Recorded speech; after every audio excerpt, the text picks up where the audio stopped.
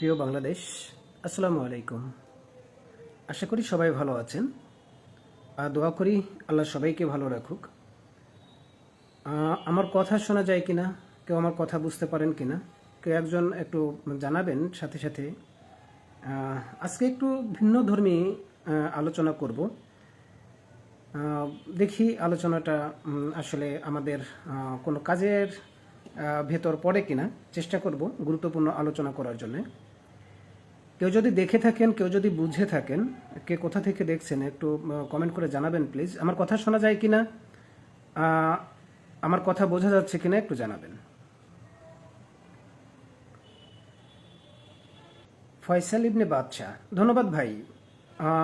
আসলে আজকে যে বিষয়টা নিয়ে আলোচনা করতে চাচ্ছি, অনেকেই ইনবক্সে মেসেজ দিয়ে জানতে চাচ্ছিলেন যে ভাই, এই যে 24-এর গণ অভ্যুত্থানের পরে আমাদের যে আন্দোলন সংগ্রামের যাত্রাটা শুরু হয়েছিল, সেই আন্দোলন সংগ্রামটা কি শেষ হয়ে গেল কিনা, আর হাদি ভাইয়ের যে হত্যাকারীদের, এদের বিচার আদৌ হবে কিনা।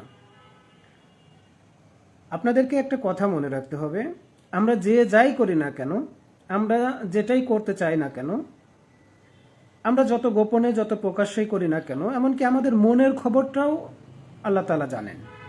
এটা আপনাকে মুসলিম হলে আপনাকে এটা অবশ্যই স্বীকার করতে হবে, এটা আপনাকে বিশ্বাস করতে হবে। দ্বিতীয় বিশ্বযুদ্ধের পর থেকে যত মুসলিম হয়েছে সারা বিশ্বে, প্রায় 30টা কান্ট্রিতে মুসলিম হয়েছে, এটা জাতিগত মুসলিম। আপনারা সর্বশেষ দেখেছেন গাজাতে ছোট ছোট বাচ্চাদের ছিন্ন ভিন্ন দেহ।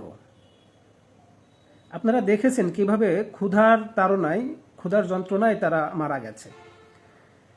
এই যে শেষ পর্যন্ত একটা নিউজ একদম মানে সারা পৃথিবীর মানুষকে নাড়া দিয়েছে যে যাদেরকে ধরে নিয়ে যাওয়া হয়েছিল তাদেরকে ফাঁসি দিয়ে মারা হয়েছে, তাদের অঙ্গহানি করা হয়েছে, তাদের বিভিন্ন অঙ্গ, একজনের অঙ্গ আরেকজনের লাগিয়ে দেওয়া হয়েছে এবং সেই কঙ্কালগুলো, লাশগুলো গাজাতে ফেরত দেওয়া হয়েছে।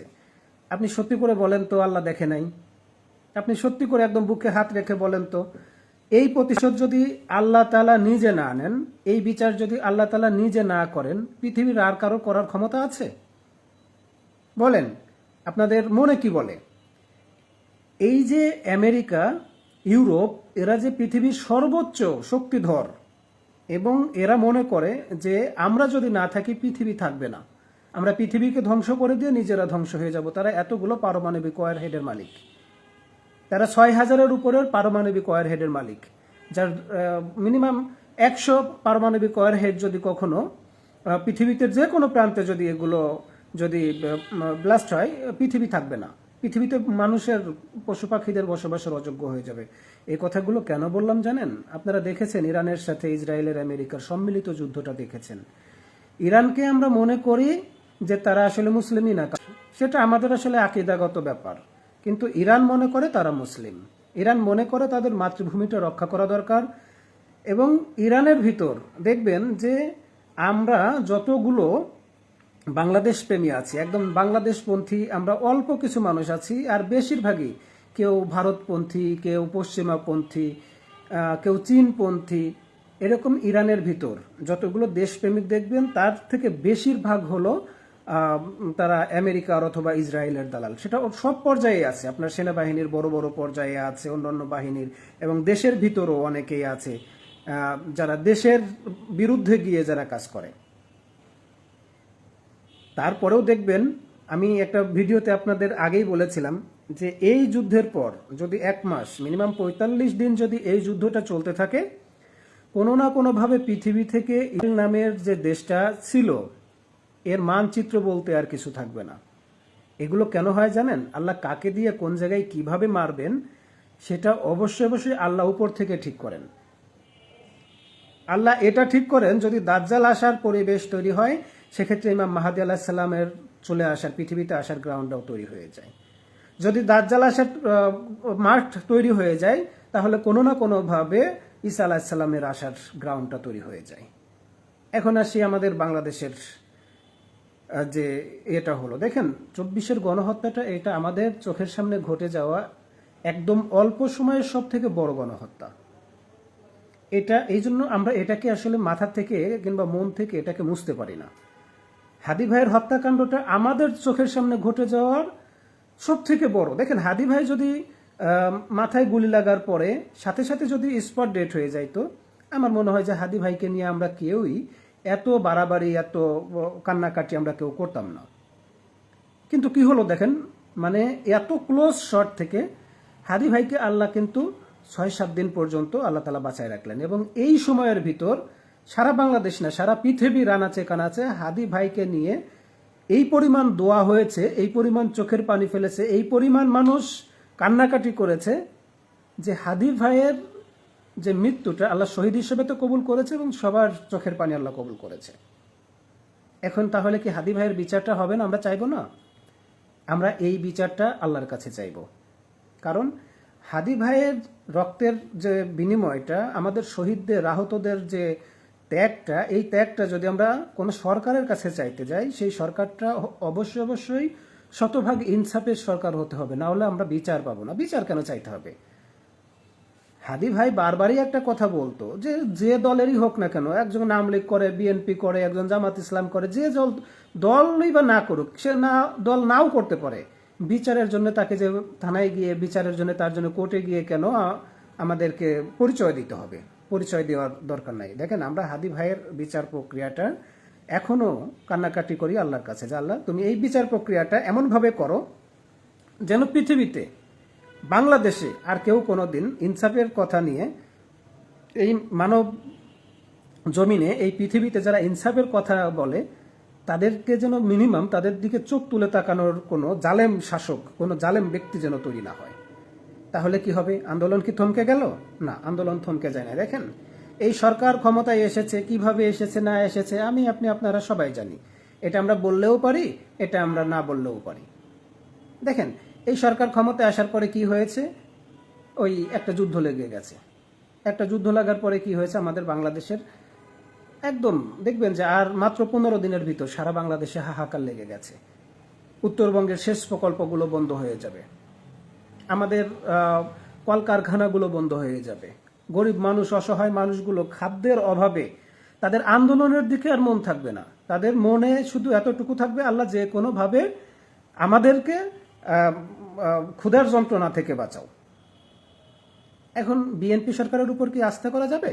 নজরুল ইসলাম ভাই বলেছেন এই সরকারের উপর আমার আস্থা নেই। কারোরই আস্থা নেই। কেন নেই ভাই?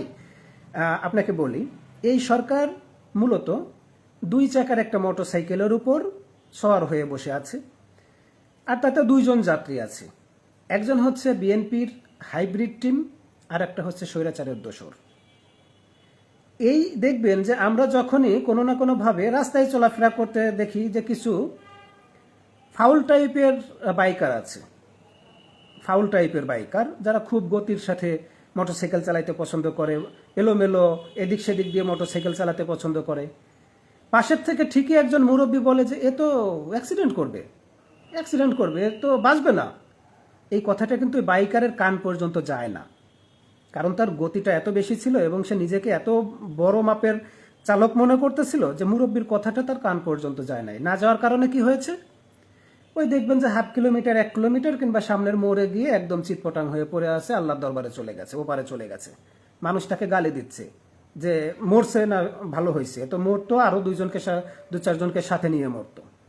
দেখেন, এই কথাটা এই কারণে বললাম, বাংলাদেশের এখন এমন একটা পরিস্থিতিতে দাঁড়িয়েছে যে আন্দোলন সংগ্রামের থেকে আমাদের আসলে এখন মনোযোগ দিতে হচ্ছে আগামী দিনগুলোতে, আগামী 1 মাসের ভিতর সাধারণ মানুষগুলোকে কিভাবে সেভ করা যায়। দেখেন, আন্দোলন করে হয়তো সরকার পতন করা যাবে। এই সরকার পতন করার পরে আমরা যে সরকারকে ক্ষমতায় দেখতে চাই, সেই সরকারকেও যদি অন্য মানুষ, অন্য দলের লোকজন যদি সহযোগিতা না করে, সরকার রান করা খুব কষ্ট হয়ে যাবে। বাংলাদেশের মানুষের বেঁচে থাকা খুব কষ্ট হয়ে যাবে। দেখেন, 3য় বিশ্বযুদ্ধের যে শুরুটা হয়েছে, আপনি যদি কোরআন হাদিস যদি একটু ঘেটে থাকেন, তাহলে দেখবেন যে একটা সময় আসবে, এমন একটা সময় চলে আসতেছে যে সারা পৃথিবী থেকে 30% মানুষ, কোটি কোটি মানুষ খাদ্যের অভাবে মারা যাবে, ক্ষুধার অভাবে মারা যাবে। আপনি যে যুদ্ধ যখন শুরু হয়েছে, অনেক দেশ অনেক দেশের পাশে গিয়ে দাঁড়িয়েছে, কিন্তু দেখবেন ছোট ছোট যে কান্ট্রিগুলো, এদের পাশে কেউ দাঁড়াবে না। ছোট ছোট বাংলাদেশ আছে, আপনার আফ্রিকার অনেক দেশ আছে, আমাদের দক্ষিণ এশিয়ায় ছোট ছোট দেশ আছে, কেউ দাঁড়াবে না। তার মানে কি আমরা আন্দোলন করব না? আন্দোলন করব এবং এই আন্দোলনে সবাই শরিক হবে, একবার আন্দোলন করবে, ওই কথায় কথায় আন্দোলন করবে না।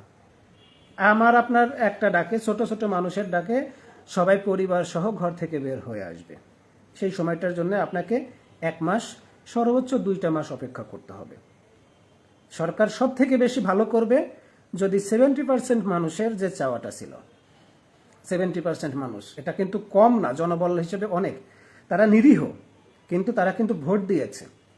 তারা নিরীহ, তারা বোকা, না বুঝে শুনেই, ধরে নিলাম তর্কের খাতিরে যে না বুঝে শুনেই ভোট দিয়েছে, তারপরেও কিন্তু তারা দিয়েছে। তারা একটা জিনিস চাইবে যে বাংলাদেশে যে কোনোভাবেই জুলাই সনদটা বাস্তবায়নের জন্য সরকার কাজ করুক। আর সরকার যত দ্রুত জুলাইয়ের বাইরে চলে যাবে, সরকার যত দ্রুত এই 70% মানুষের রায়ের বাইরে চলে যাবে, তত তাড়াতাড়ি তাদের ওই মোটরসাইকেলটা অ্যাক্সিডেন্ট করে বসবে। এটা কেউ ঠেকাইতে পারবে না, কেউ ঠেকাইতে পারবে না, আমি বলে দিলাম। এই জন্যে এবারের আন্দোলনটা, যে আন্দোলনটাই হবে, আমাদের মাথায় রাখতে হবে যে বাংলাদেশে আসলে ইনসাফ কারা চাই।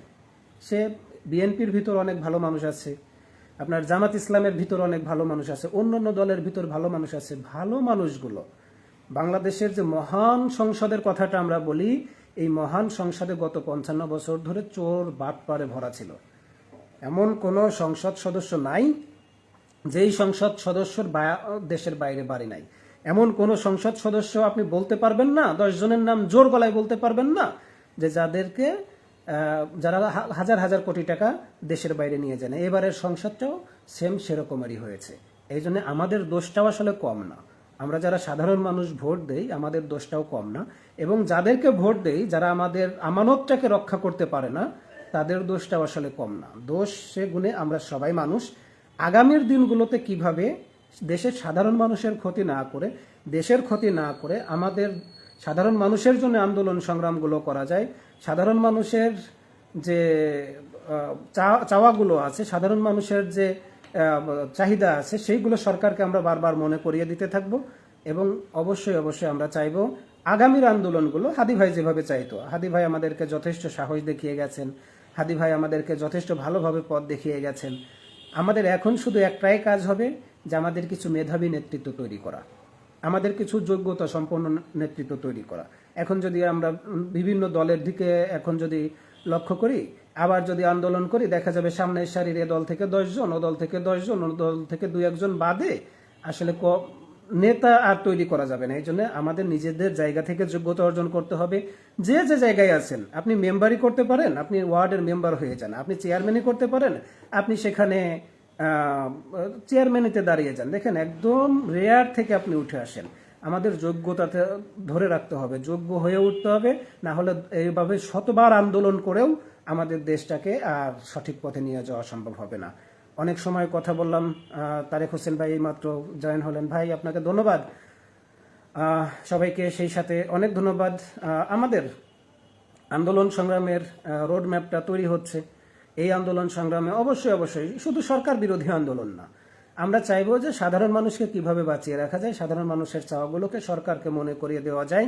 12 তারিখের আগে থেকেই আমরা রাজপথে থাকবো, আবারও রাজপথে থাকবো। আমরা শুধু সরকারকে অবজারভেশন করতেছি, সরকারকে আমরা দেখতেছি সরকার কি করতে চায়। মানুষ সরকারকে যাচাই বাছাই করতেছে। সবাই একদম A to Z সবাই দেখবেন যে সরকারের প্রত্যেকটা এমপি মন্ত্রী কে কি কথা বলতেছে, মানুষ শুধু নীরবে শুনে যাচ্ছে, কিছু বলতেছে না। এই বলাটা এক সময় দেখবেন যে স্বর আস্তে আস্তে উঁচু হচ্ছে। যখনই স্বর উঁচু হবে, তখনই দেখবেন যে এই উচ্চ স্বরটা স্লোগান হয়ে গেছে, আর স্লোগানটা এই ছোট ছোট অগ্নিস্ফুলিঙ্গ থেকেই একসময় দাবানল ছড়িয়ে পড়বে। সেটা যেন আমার দেশের বিরুদ্ধে গিয়ে না হয়, সেটা যেন কাউকে ক্ষমতায় বসানোর জন্য না হয়, সেটা যেন আমাদের দেশের জন্য হয়। ইনশাল্লাহ আমাদের 12 তারিখের আগেই আমরা রাজপথে আবার নেমে যাব। এবং এই আন্দোলনগুলো হাদি ভাই যেভাবে চাইতেন, যে বুদ্ধিভিত্তিক বিপ্লব, আগামী 5 বছরে আমাদের নতুন একটা জেনারেশন তৈরি করা, একদম গ্রাম থেকে, একদম রিয়ার থেকে আমাদের নেতাগুলোকে তুলে আনা, যোগ্যতা সম্পন্ন নেতাগুলোকে তুলে আনা, ভাই বিরাদারের কোরআন, এগুলো যেন আর কখনো না হয়। যে আমি আমার কোরআন, তার কোরআন, এই কোরআন যেন আর কোনোদিন না হয়।